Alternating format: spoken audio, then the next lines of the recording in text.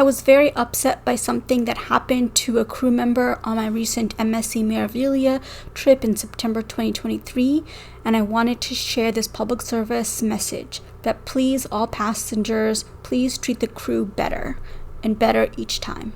Hello everyone, my name is Fatima Mahmood. Welcome and welcome back to my channel. Another dining etiquette in the main dining room issue that I want to discuss. So this is one of the olive restaurants. Well, this shouldn't happen in the Panorama restaurant, but I'll just use this empty space to describe it. Every day during all 3 meals, the staff work hard to set and reset all the tables. Also, for the look of it, all tables should be set and should be presented nicely. Head waiters, the managers of the restaurant, they have a system.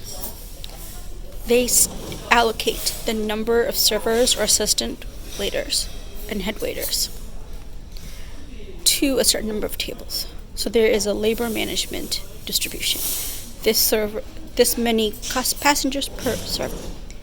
There can be an area that is all made up, but they never use that table. They have their own reasons. Every cruise line probably has a different methodology, different algorithm. Passenger to head waiter and assistant waiter ratio. And then you have a table ratio. And you have a distribution of where they're going to physically put people for which meals at what time. The system for dinner and lunch are different from each other. I bring this up because I had a situation where I was seated by myself at a small 2-person table, and I'm fine with it. I've done that before. I enjoy it. I like looking at my pictures. I like, after a busy day with lots of noise, maybe having time where I don't talk to anyone constantly. I might talk to my neighbors. I've done this before on different cruises. Or just stay quiet, have little chats with the servers. In between, I just want some quiet time, even though this room gets very busy. The main dining rooms get very busy, very loud. But I just like to have a moment to myself when I'm sitting. Next to one of my single tables was an individual who's put at a much larger table. He was seated by himself. Sort of eventually decided he tried to get me to sit over there with him. I wanted to stay at my table. I just liked it. So the first 2 nights, the nights we left New York, and our first sea date, he just came over and sat with me. I didn't have a problem with it. But here's what should have happened. This person wasn't new to cruising, he'd done it before. But here are some things that did not occur that should have occurred. 1, if you make a change like that, you, the passenger, should talk to someone in a higher up uniform, like a white jacket or a dark black jacket, not just your waiter, and ask them, hey, I'm one person, I'm sitting at this entire table by myself, I don't prefer that. Can I switch and sit with this other person who's... I had my own waiter. This was like his section, and the table that the guy was at, where he was sitting by himself at the large round table, had a different waiter. So there is a labor management issue if you just move yourself over. You don't know the number of people that this waiter is assigned to. Sometimes waiters have assignments that are close to each other. Sometimes they are spread. A waiter could do those tables there and do these tables and do another section. This waiter at this table could have a bunch of different tables at a different section. The managers know and the waiters know what the distribution is. You can't just think, oh, this table is close. And our 2 tables were much closer. It was like almost near each other. And just jump from table to table, waiter to waiter. They have their system. We may not know all the systems. The systems may be different from cruise line to cruise line, but they have their distribution and management system, and it's not our place to mess with it whenever we feel like it. That's the passenger's responsibility. He should have asked someone in a white jacket or a black jacket, a manager person, say, hey, can we make this switch?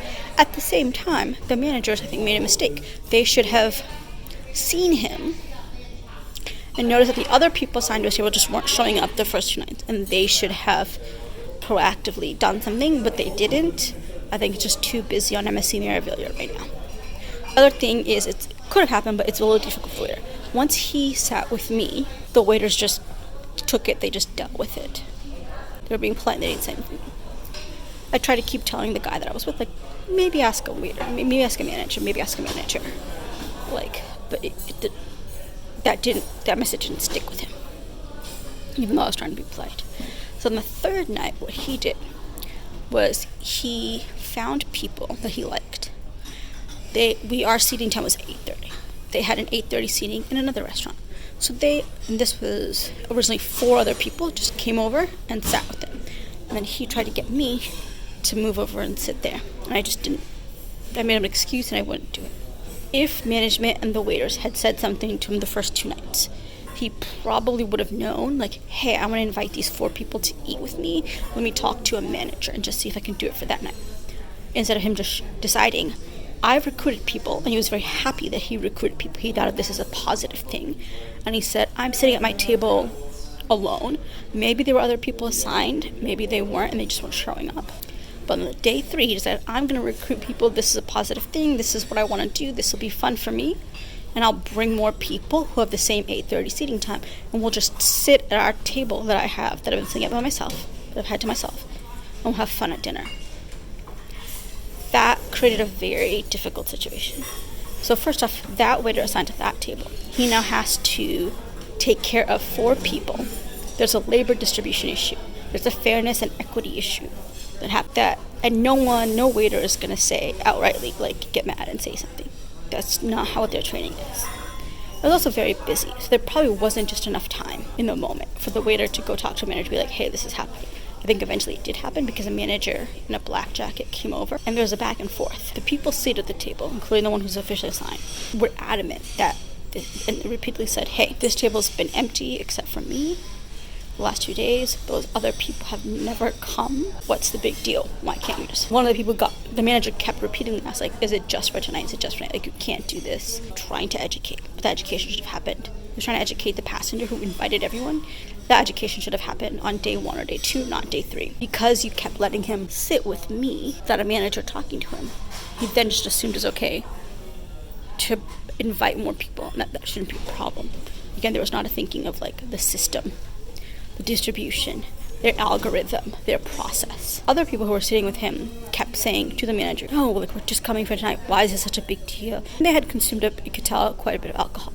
So they just were not, their position they were sticking to it is like, this is not a big deal. You are making a big deal of this. This table was empty. This guy's told us that other people haven't been coming. Why can't we just sit here and have dinner with him? We have an 8:30 reservation elsewhere.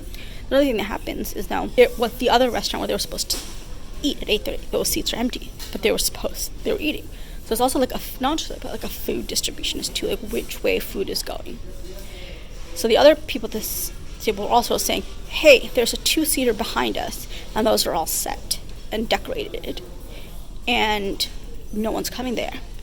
And the guy pointed out, yeah, like the other nights, like no one's there. So there could be, again, tables and seats, 2-seaters or round table, where they're prepared and they're set, and they definitely will not be used. And the managers did not put any sort of labor allocation or resource allocation in tables that look set and ready to go. These people kept saying, like, look behind us, there's empty, like, why is this a big deal? There's seats empty, why is this a big deal? And that's not a relevant issue. They were adamant that, hey, what's the big deal? This table's empty, tables behind us are empty. Why can't we just move restaurants? And I've said this before, the education didn't happen. I will say with MSC, I can't say about the cruise lines, MSC does not do a good job of educating cruise passengers on how cruises should be done, the procedures and expectations of passengers and how they're supposed to behave, and the system they have in place. MSC does not do a good job on the education. If you travel on a cruise line, I find it really helpful that I did a lot of research and watched a lot of YouTube videos on etiquette and procedure and just how cruise ships run before I came. Not everyone's going to do that, and that's a mistake. You should learn how cruise lines work and what the procedure is on board before you take any cruise. It's a lot of money. Educate yourself first. Don't just come on. The other thing is, cruise lines should also be teaching. All the teaching of how to be in a cruise line shouldn't just come from third-party content creators or bloggers or YouTubers. It should come from the cruise line. And MSC did not do a good job with this particular guy in terms of education. At the very least, passengers should be asking questions, even if they feel like they don't have any information, I don't know what to do, like ask questions of someone in like a managerial level before you make decisions like that. Or like, I'll just recruit 4 other people to come to my table because I see that my table is empty and other people aren't coming to the assigned tables. And it should be no big deal. And a part of that also is like ego and privilege. Like, I think what I'm doing is okay because I came up with these reasons, and everyone will just have to deal with it. And the thought is just a lack of common sense education that, hey, cruise lines have their systems, this is their system, this is the procedures, this is how they do things, even if we don't know all the details. So the waiters just quitted and bared with it and provided service to these 4 other people. It actually went down to 3 other people. Put 3 additional passengers on the roster for that waiter, for that table. That was not fair to him. That's not right. Shouldn't have happened that way. Everyone in here could have made a different decision. Everyone could have had a conversation or asked a different question that would have made things better and easier. The other thing is, if you are a person and you want to eat with people who are assigned to a different time or a different room, there's always the buffet. People don't always like the buffet. They want a seated situation. They want someone to serve them. But you still got to think about the fairness to the crew and the system and the guidance the managers give to the crew, the staff, the servers. Unfortunately, with this whole situation and with the guest having drunk a lot, there was an inappropriate situation between one of the uninvited guests and the waiter, in which the waiter was not treated properly, fairly, equitably at all. I made a mistake. I should have taken photos. I should have filmed what was going on and how the waiter was treated inappropriately. It really bothered me later on that it happened. It bothered me that I didn't film it. I didn't take pictures of the situation. And it bothered me that I did not, in that moment, speak up and do something to support the waiter and make sure the waiter was not taken advantage of. It bothered me the whole night. The next day, I went to the same dining room. First, I pulled the waiter aside and I talked to him and I said, what happened to you? I saw it. I witnessed it. It was not okay. And I want you to know that I think it was not okay what happened to you. And then I went and I pulled aside a manager. I told him exactly what happened with the whole situation. I spoke to him for several minutes because he had multiple questions. And the conversation between the waiter and the manager is their own separate thing. But I thought it was really important the waiter know that I witnessed what happened to him and I supported him, even though I didn't speak up in the moment. And I wanted the manager to know that something had happened to the waiter. Whether or not the waiter spoke up for himself is a separate issue. I mean, there are a lot of issues associated with that. But I wanted the manager to know that a passenger treated a member of the crew inappropriately and that I witnessed it and it was not okay. Again, to summarize, dining room etiquette: if you have a question, ask the waiter or ask the manager. The manager is there not only to manage the staff, the room, the resource allocation, the food allocation, the labor allocation, but they're there to answer your questions. They will wear different uniforms than your servers. It could be a white jacket, it could be a full black jacket. But ask these questions, ask nicely. Greet the servers and managers whenever you see them on the ship. Make that connection. Ask a question before you make a decision that affects other people and how they work. Here are a few final words. While I was recording in the restaurant, I obviously didn't want to say out loud the words sexual harassment or inappropriate, unwanted sexual attention or sexual contact. But now that I'm making this video, I can say it more clearly. The passenger was calling over the waiter more than once. The passenger was very intoxicated and he was touching the waiter in his back, and then he was touching the waiter's buttocks area. He was touching his butt multiple times in multiple places. The waiter was very busy. The waiter was trying to do his job. He was trying to be polite, and he gritted his teeth and he bared with it. Unfortunately, he shouldn't have had to have done that. It was an unfair and inappropriate situation for him to be in, and I was very upset that I witnessed it and I didn't speak up in that moment until the next day. Of course, a lot of my focus of the video was about the etiquette and the protocols beforehand, just to say that if those etiquette issues, those protocols, those rules, those system issues had been clearly addressed on night 1, night 2, then this whole sexual harassment episode may not have happened. At least the 4 guests coming would not have happened, I believe. So I wish that whole situation had been better handled with, so to prevent an even worse situation that happened. If you have a situation where you can stand up for the crew when they're not being treated right by a manager or a passenger, if you have a situation where you can help document how the crew is being inappropriately treated, I hope you will consider doing it when you weigh all the circumstantial factors at that moment. Taking a step back into the etiquette and protocols, if you think about being on land and if you called up a restaurant and you made an 8:30 p.m. reservation for dinner and you told them it was just going to be you or you and one other person, so a party of 2, and then you show up at the restaurant and you brought 4 other people, that's an issue on land, and we are all generally familiar with etiquette and protocol in those situations. Just because you're on a cruise ship doesn't mean that example changes. Your main dining room reservation is included in your cruise fare, but it is still like a reservation at a restaurant on land. For extra people on land, you would very likely call ahead and change your reservation and notify them that the party was increased. And so you would do a similar thing, or you should be doing a similar thing on a cruise ship. Doesn't matter if it's on land or on water. All over the internet, there's so much information and opinions about issues with MSC services, the quality of the services, the inconsistency of the service. I'll go back and relate all of what happened to a service issue, which is MSC is competitive on price point. It's a very economical option, and you need to remember you get what you pay for in terms of service. So the crew is overworked, and that has a direct relationship on how much attention they're able to give to the passengers and what they're dealing with, and that all relates back to the low price point that you paid so that you could have savings. Keep that in mind in terms of service and how busy the crew is. Another related aspect is on cruise lines where you pay a higher price point, the rules and etiquette may be more flexible.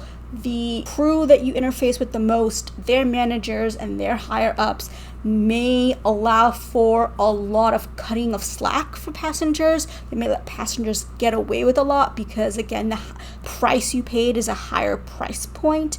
But with MSC, you want to go on it and you're deciding to go on it for the lower price point. That way, MSC, with its own rules, systems, and protocols, has a much stronger emphasis on you, the passenger, fitting into how it wants to run its ship rather than doing extra accommodations for you, the passenger. That's not a good or bad thing. It's just you chose a lower price point and therefore you get what you pay for in terms of overworked crew, which affects service, and how tightly the cruise line will enforce its own systems and its own protocols over really working to accommodate your particular requests. Some people out there are thinking, hey, I paid for my cruise ticket, I'm paying for this cruise. If I want to bring 4 people to sit with me at a table, I should be able to do that.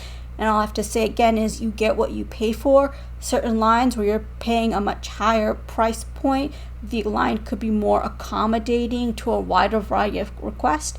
Another line like this one where you're paying a lower price point, you're getting what you pay for, and the line may want to more forcefully enforce its own preferences, systems, and protocols. No matter how you feel about the service on a ship or an MSC ship specifically, I can assure you that the crew is very hardworking, whether you see it in front of you or you can't see it at all.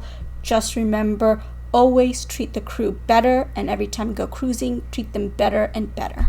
Thank you for watching my video. I'd love to hear from you on email at fmahmood@wellesley.edu. You can also find me on LinkedIn at that address. And if you do send me a connection request, please go ahead and send me a note. Before you go, please like, comment, share, and subscribe to my channel. I'd really appreciate it. And please go ahead and watch my next video. Thank you.